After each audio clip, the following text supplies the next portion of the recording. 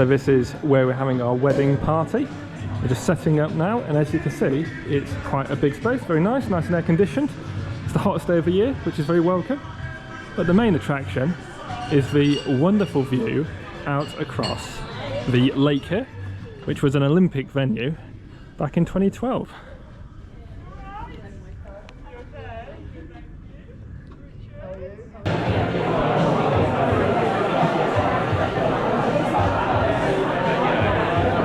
Don't ruin the vlog.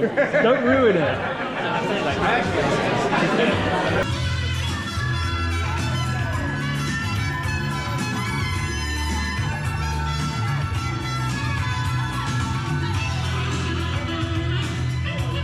So it's now the Monday after our Saturday party, and after nearly 36 hours I've sort of recovered. But we had a very nice party. We had the party up there, as you'll have seen in the videos I did, and it was really good. Really nice space. We had lovely weather. It's the hottest day of the year, and everyone had a really good time.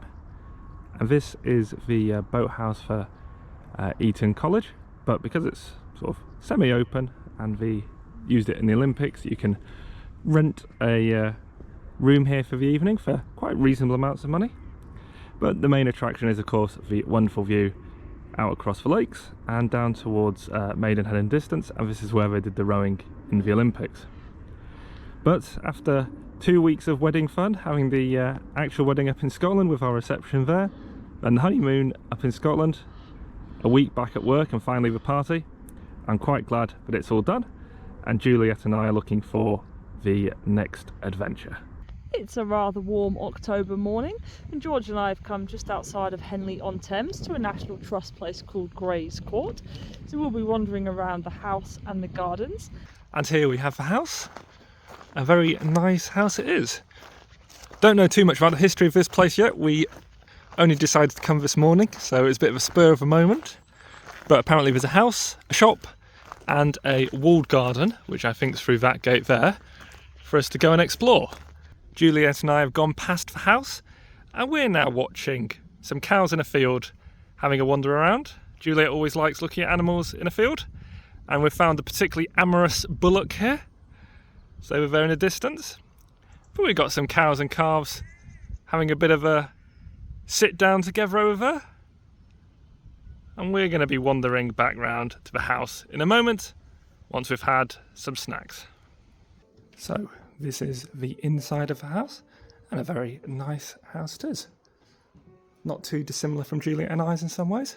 Juliet very much liked the leather seats next to the fireplace we need to put in our house.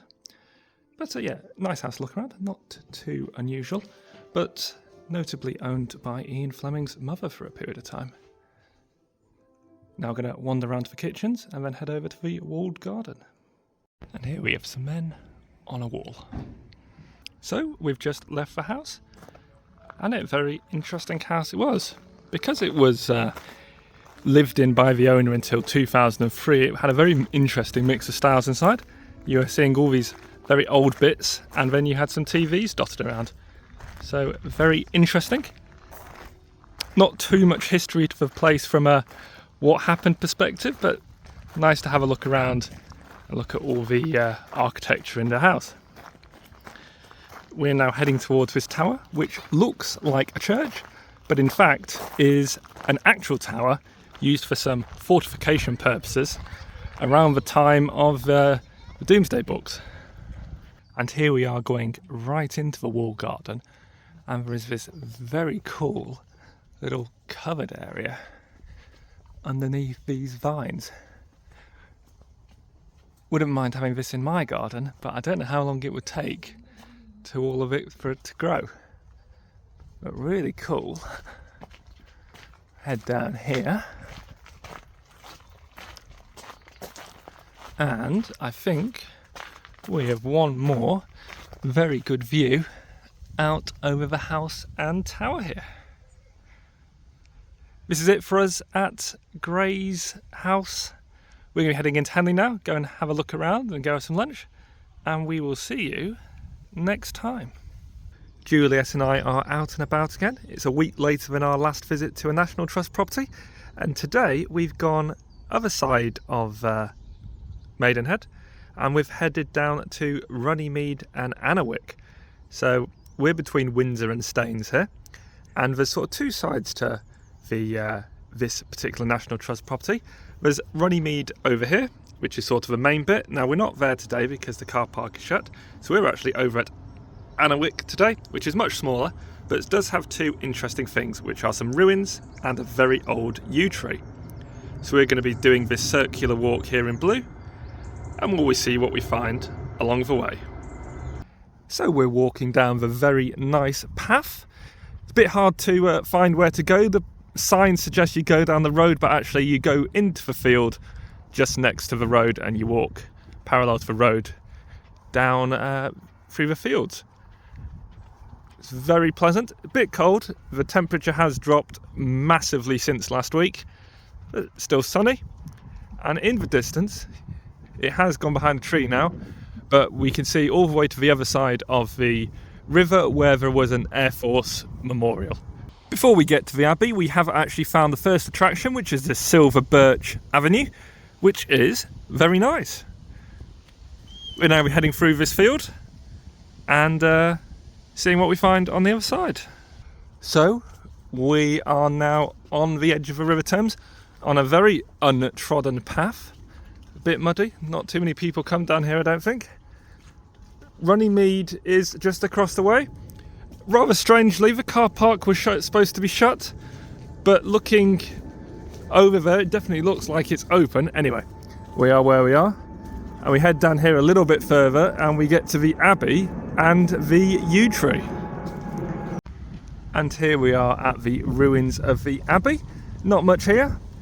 There's a story about Henry VIII wooing one of his wives in this area, but it's interesting to see out here in the countryside. And we're just going to head a bit further along the path, and I think the yew tree is just over there. And here we are at the Ankerwycke yew, which is apparently the oldest tree the National Trust has. So this is the tree itself. We have a plane flying overhead, and let's go and have a look at it a bit closer. So there's nothing like massively special about this tree other than its age and the rumour, as I said, that Henry VIII wooed one of his wives around it. But nevertheless, an interesting thing to find, and apparently something that people leave incense burning at. Not sure what that's about, but there we go. We're back at the Silver Birch Avenue on our way out of Ankerwycke. I think I've pronounced that wrong many times so far, but I think it is pronounced Ankerwycke. So it looks like we're going to be putting a new boardwalk in on the other side of these fences, and then you won't be able to go as close to the yew tree as you currently can, which does make sense given people were putting incense right next to it. But anyway, feel a bit lucky that we've seen it so up close and personal if you won't be able to do so soon. It's a new day, and Juliet and I are down in Winchester, which is about an hour from where we live, and we're just here for the weekend to have a look around and see what's going on. So for now, we have managed to acquire some lunch, which is very nice, and we're now going to have a wander around the town and see what we can find. We're going to be heading to a National Trust mill just behind me in a moment, but just wanted to show this little stream and this incredibly clear water running through it. And here we are at the city mill, and the water really is flowing from out under the mill.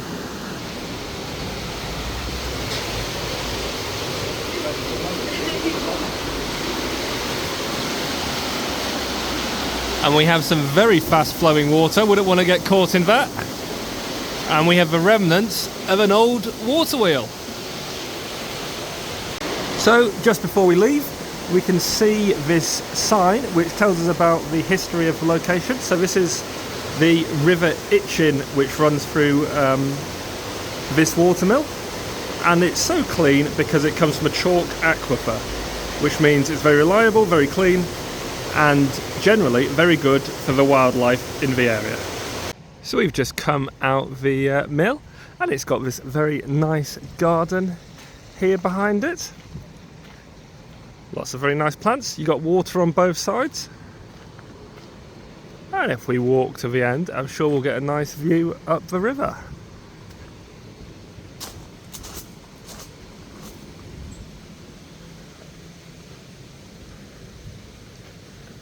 And there we go, what a great view.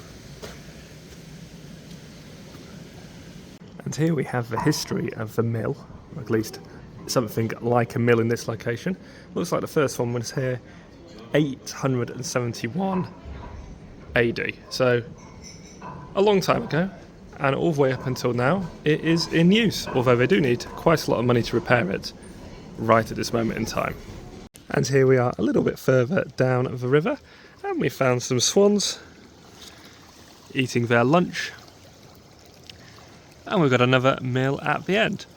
But we're coming down here mainly because there's a really good pub we want to go have a drink at. And here we have a very majestic heron trying to find some lunch. So we're now in the Black Boy Inn, which is a very nice pub. But what's quite interesting is all the fun things it has. So it has polar bear heads, it has a Juliet at the bar with a monkey and a horse. And yeah, it's a very interesting place, all sorts of fun things around. Got some books there.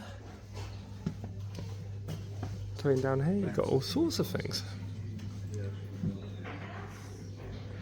So, very nice.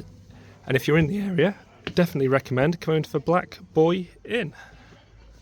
And here we are, sheltering from the horrid rain outside with a game of football. The rain is still falling. We're now in the heart of Winchester and just walking down here towards the cathedral, which is a very impressive building. Walk down the path and we now have the very impressive Winchester Cathedral here in front of us. Looking very majestic. Won't be heading in today because not really feeling like wandering around the church. I'm going to spend the next hour or so wandering around the town here. And then later on today, we're going to go for a nice meal at Rick Stein's restaurant here in the heart of town. It's a new day and we have this very nice, much sunnier view of the cathedral in front of us. Very pleasant. And just turning around, this is the hotel we stayed in, which is the Mercure Hotel here in Winchester. Not a very well-reviewed hotel due to it being very old. But for what we paid, quite reasonable, comfortable enough, quiet enough, and that's all we really care about. So wouldn't say no to staying here, especially as you don't have many options. But best thing of all is you just need to leave very quickly and you can see the cathedral right outside your door. So Juliet and I have left Winchester this morning and we are now about 20 miles closer to home and we're at a National Trust property called The Vyne.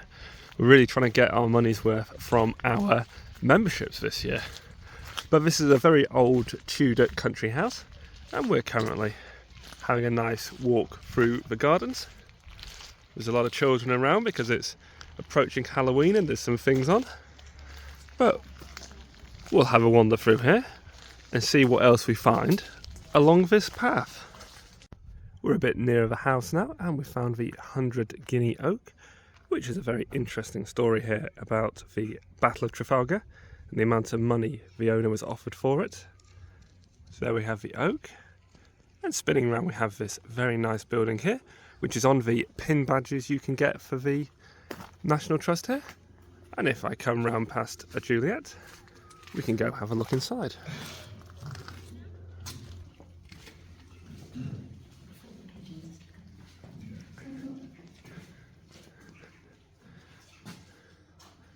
There we go. This is an old summer house, apparently used here, and it looks very spooky.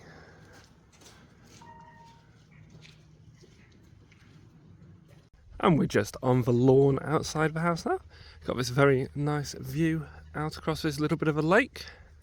Looks very pleasant. Got some ducks swimming around. Quite a lot of ducks swimming around, in fact. So I think we'll be walking back to the car park along the other side in a little bit. But first we've got to wander around the house, go to the shop and get a cake. And we have the house here looking very majestic. We're around the front of the house now, where the main entrance is, and rather inexplicably there's a queue. The man won't let you go in unless he has a talk with you, so we have a queue for some reason. But the house is very impressive, and hopefully we'll be in soon and we should learn a little bit about the history of the place. It is.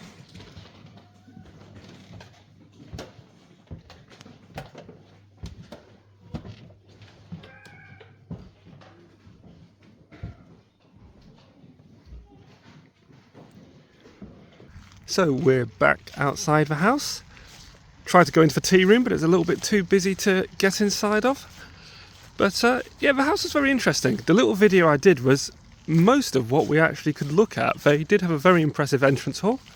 We learnt a bit more about the place. It was originally owned by a family who were on the wrong side of the English Civil War, and they had to sell it to somebody who was on the correct parliamentarian side. And then they renovated it in the 17th century or so to make it look a bit more modern. So it was quite interesting wandering around, but there's just not too much of a house to actually go and look at. But anyway, still worth doing. We're now going to head round to the other side of the lake we looked at earlier. And here we are walking through the woodland here by the side of the lake. It's very interesting. It's such a large decorative lake, it actually classes itself as a reservoir, which means the National Trust needs to do special things to make it usable. But yeah, very interesting. There's also quite a large marshland nearby, lots of ducks and other birds flying around. But I think if we follow this path a little bit longer, we'll have one last view of the house, and then we'll be heading back to the car and driving home. So we're now looking at the house with the lake in front of us, and we've had a very nice time wandering around the Vyne house. It's been a good weekend away from home, and we'll be heading back shortly, but we've had a very nice time down in Winchester, and we will get back to you next time.